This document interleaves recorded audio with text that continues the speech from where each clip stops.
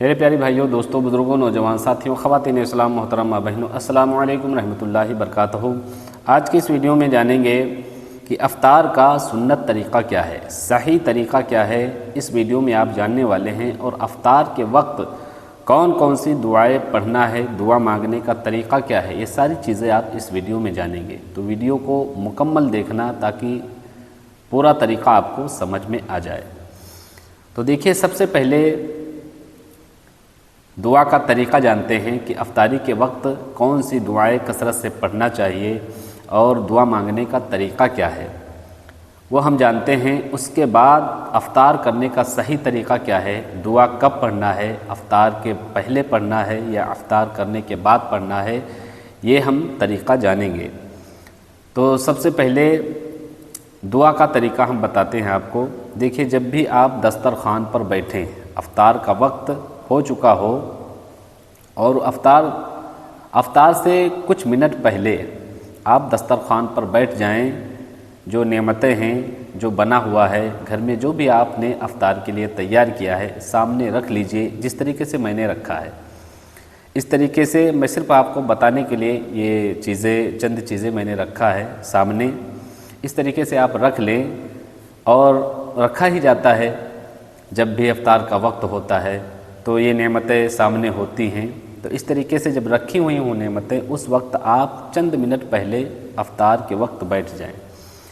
اس وقت جو وہ وقت ہے افطار کا، اللہ کے رسول صلی اللہ تعالیٰ علیہ وسلم نے ارشاد فرمایا کہ افطار کا وقت وہ وقت ہے جس وقت میں دعا کی جاتی ہیں تو اللہ تبارک و تعالیٰ دعاؤں کو رد نہیں کرتا ہے، یعنی قبولیت کا وہ وقت ہے۔ تو اسی لیے چند منٹ پہلے آپ بیٹھ جائیں۔ پھر دعا کا طریقہ ہے، چند منٹ پہلے آپ بیٹھ جائیں، پھر دعا کس طریقے سے مانگنا ہے وہ ہم طریقہ آپ کو بتا رہے ہیں۔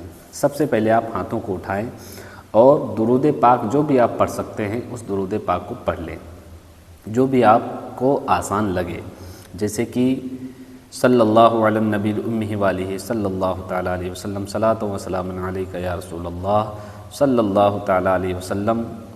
اس کے بعد قرآنی دعا پڑھ لیں، جیسے کہ ربنا آتنا فی الدنیا حسنۃ وفی الآخرۃ حسنۃ وقنا عذاب النار۔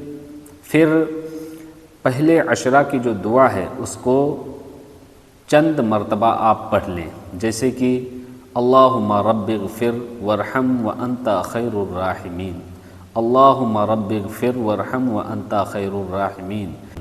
اس طریقے سے چند مرتبہ پڑھ کر اپنی زبان میں جو بھی آپ اللہ پاک کی بارگاہ میں دعا کر سکیں، جو بھی آپ اللہ سے مانگ سکیں، اس طریقے سے میرے بہنیں بھی، بہت ساری بہنیں ہماری اولاد کے لیے پریشان رہتی ہیں، بہت سال ہو جاتے ہیں اور اولاد سے محروم ہوتی ہیں۔ تو اس طریقے سے اس وقت میں دعا کریں۔ کس طریقے سے؟ الفاظوں کو بولنا ہے، کہنا ہے، ایسے کہیں، یا اللہ، یا رحمان، پروردگار عالم، مالک و مولا، جو میں نے دن بھر روزہ رکھا یا رکھی ہوں مولا، اس میں کسی بھی قسم کی غلطیاں ہوئی ہوں ہم سے تو مولا معاف فرما دے اور میرے روزے کو اپنی بارگاہ میں قبول فرما لے۔ یا اللہ، ہمارے گناہ صغیرہ کبیرہ کو مولا معاف فرما دے۔ یا اللہ، ہم کو اس ماہ رمضان المبارک میں تراویح اور باقی عبادات کرنے کی مولا توفیق عطا فرما، قرآن مقدس پڑھنے کی توفیق عطا فرما، استغفار توبہ کرنے کی مولا توفیق عطا فرما۔ یا اللہ، اپنے حبیب پاک صلی اللہ علیہ وسلم کی سنتوں پر عمل کرنے کی مولا توفیق عطا فرما، شریعت مطہرہ پر مولا عمل کرنے کی توفیق عطا فرما، جھوٹ، غیبت اور تمام فضول باتوں سے پرہیز کرنے کی مولا توفیق عطا فرما۔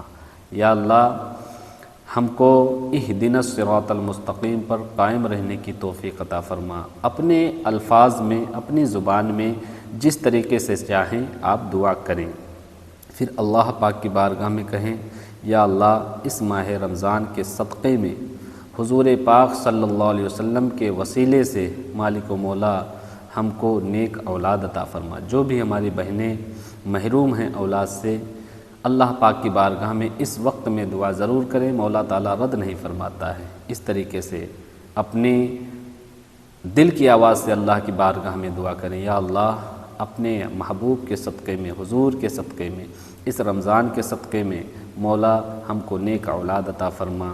اگر شوہر یا بیوی میں نا اتفاقی ہو تو اس کے لیے دعا کریں، یا اللہ نا اتفاقی کو دور فرما دے، یا اللہ ان دونوں میں، یا اللہ نا اتفاقی کو دور عطا فرما دے اس رمضان کے صدقے میں مولا، دونوں کے درمیان اس رمضان المبارک کے صدقے میں ہم دونوں کے درمیان مولا محبت پیدا فرما دے۔ یا اللہ جس کا شوہر غلط طریقے سے ہو، جن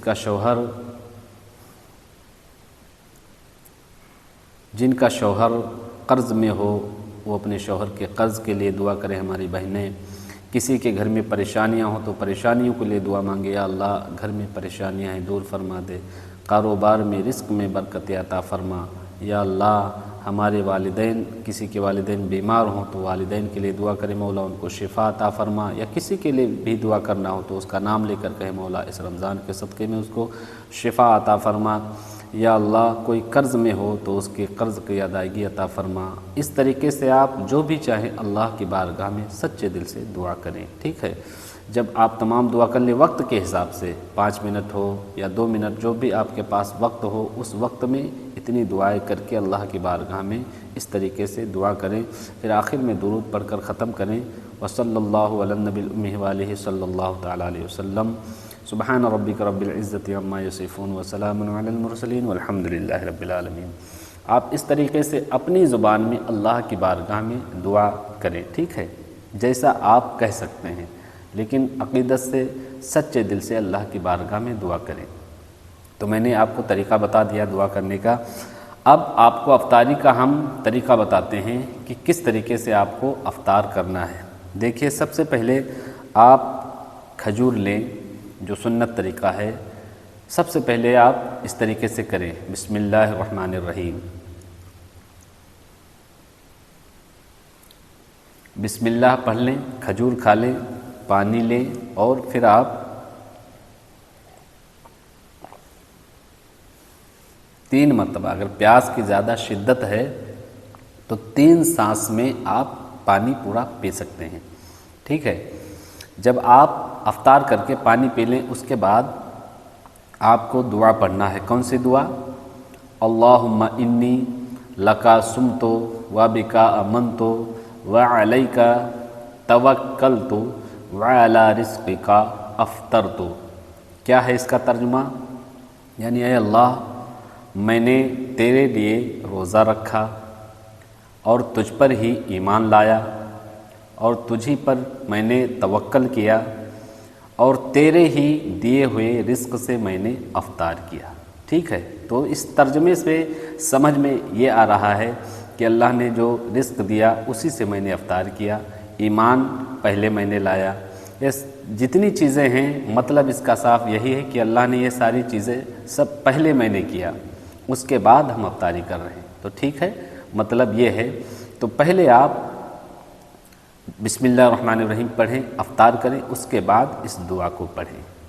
تو امید کرتا ہوں یہ طریقہ جو میں نے بتایا ہے سمجھ میں آ گیا ہوگا۔ اگر پسند آیا ہو ویڈیو تو آگے تک شیئر کریں تاکہ اور بھی ہمارے بھائی اور بہنیں سیکھیں۔ السلام علیکم۔